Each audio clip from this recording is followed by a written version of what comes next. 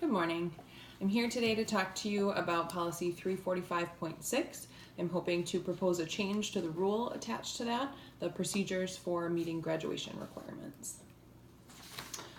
This is the current language. It talks about how high school credit will be awarded to middle school students, but only those in grades 7 and 8.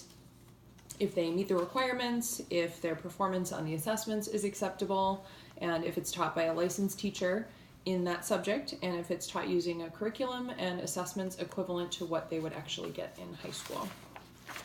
The minor change that I'm proposing to this is to change it to grades 6 through 8 rather than 7 and 8. Currently it excludes 6th graders who are taking high school level courses, and that's the part that I'd like to see changed. So what would this policy change mean for students? This is an example of a student's academic path if we were to make this change. These are the credits that they would be able to earn starting their 6th grade year. If they were in high school geometry, then in 7th grade they could move on to Algebra 2 and they could conquer pre-calc by the end of 8th grade. This would allow them the opportunity to take college level math classes all 4 years of high school. So by the time they were in college, not only would they be better prepared after having taken these high-level classes, they would also have a reduced cost and lower debt because those college credits would have been earned already. Now, let me be clear here, this type of path is not intended for every student, but as a district that values differentiation and personalized pathways, I think this option should be made available to those students who are academically ready for it. Again, no 6th grader is randomly placed in a high school geometry class. That's not a decision that's made lightly or on a whim. Academic data like the STAR test and grade-specific placement tests have been used to make sure that that child is placed appropriately in these courses. However, I chose this exact example because I've seen students take this path, taking geometry as a 6th grader and being done with pre-calc by the time they're leaving 8th grade. So I've seen them get to high school and be ready for those college level classes already. Working at Da Vinci School, we see students who are obviously academically gifted, but they're also performing and succeeding way above their technical grade level. With this population, it seems a shame to deny them any high school credits that they've earned when they've performed the same work and achieved at the same level, and sometimes have even performed higher than their high school age peers. Our school also provides a full year of foreign language. They're offered Spanish or Chinese starting in 6th grade. So this policy change would not only help students earn more college level math credits in high school, but also foreign language credits as well.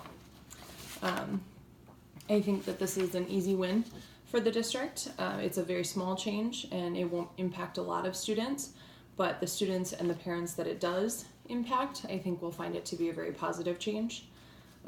Again, because this is such a small change impacting so few students, it really makes the cons list pretty much non-existent. It's pretty much all pros. And to be honest, I was prompted to make this proposal because the parent support is already there for it. They're the ones asking for this.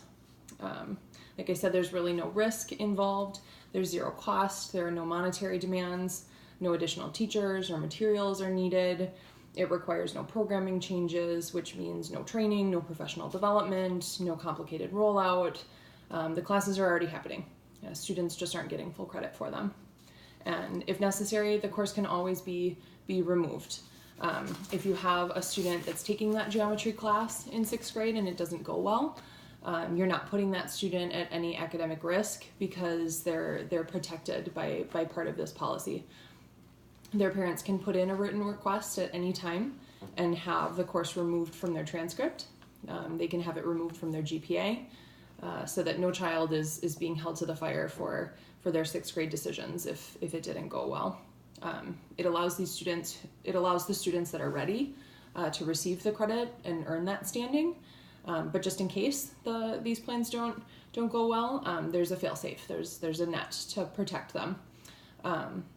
They can have it removed and they can retake that class if they need more time with the material. It's not holding them back either because they've already been accelerated, so those students will be okay. Again, there are so many pros to opening up this opportunity to those students who are ready for it. It may keep students in our district Our parents and families are very involved and very invested in the achievements and the opportunities that the students are able to attain at our schools. And if they're given opportunities at other districts that we aren't offering, they may leave, and that's money that our district is losing for each transfer. This also serves as motivation for our brightest students.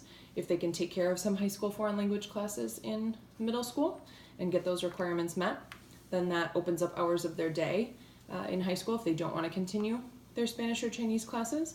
If they've already covered their 4 years in middle school and freshman year, that opens up 3 years worth of elective space for them where they can take classes that they're interested in and they can pursue their other passions. That's exceptionally motivating for our students to be given that gift of time. And finally, of course, there's the monetary savings. Any college course that you can take in high school is money that you don't have to pay, money that you don't have to tack onto your tuitions or to your student loans.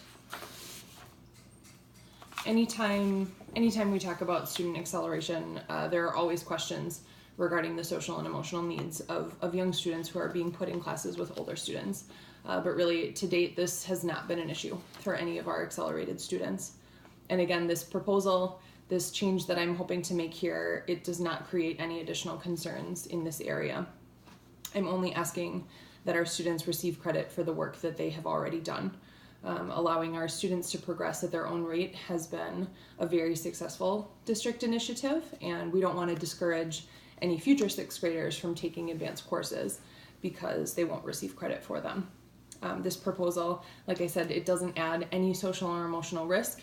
It merely rewards our students for their academic efforts and achievement. Again, hopefully to address potential questions before they're asked, these are the legal supports for this proposed change. Because this change is coming straight from parent requests, I thought it was important to consider the Meyer and Farrington cases, 2 cases from the 20s that helped establish that parents do have the right to direct their child's education.